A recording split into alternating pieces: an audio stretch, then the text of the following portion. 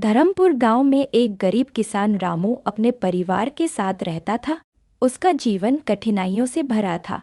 मिट्टी का बना घर, बंजर खेत और एक पुरानी गाय, यही उसकी पूंजी थी। वह रोज सुबह जल्दी उठता, अपनी गाय गौरी को चारा देता और फिर खेतों की ओर निकल जाता।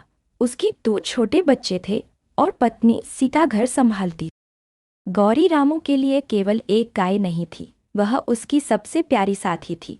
वह उसी के साथ बड़ा हुआ था। जब उसके पिता जीवित थे तब उन्होंने गौरी को खरीदा था।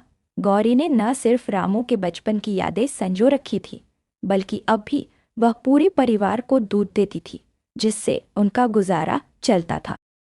एक साल गांव में भीषण सूखा पड़ा। खेतों में फसलें सूख गईं और तालाबों में पानी नहीं बचा। रामू का खेत पूरी तरह बर्बाद हो गया। उसकी पत्नी बीमार रहने लगी और बच्चों की स्कूल की फीस चुकाना मुश्किल हो गया। रामू को साहूकार से कर्ज लेना पड़ा। दिन ब दिन उसका बोझ बढ़ता गया। रामू रोज मेहनत करता, लेकिन फसल न होने के कारण उसे कोई आमदनी नहीं होती। फिर भी वह गौरी की सेवा में कभी कोई कमी नहीं करता। वह उसे समय पर चारा और पानी देता, उसे नहलाता और उससे बातें करता।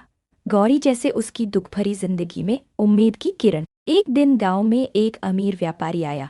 उसने रामू की गौरी को देखा और कहा, यह गाय बहुत सुंदर है, मैं इसे खरीदना चाहता हूँ। कीमत जो मांगे दूंगा। रामू को कर्ज चुकाने की चिंता सताने लगी, लेकिन उसने साफ मना कर दिया। गौरी मेरे परिवार का हिस्सा है, उसे बेचने का सवाल ही नहीं उठता। रामू ने दृढ़ता से कहा। व्यापारी हंसते हुए चला गया, लेकिन रामू के मन में एक तूफान चल रहा था।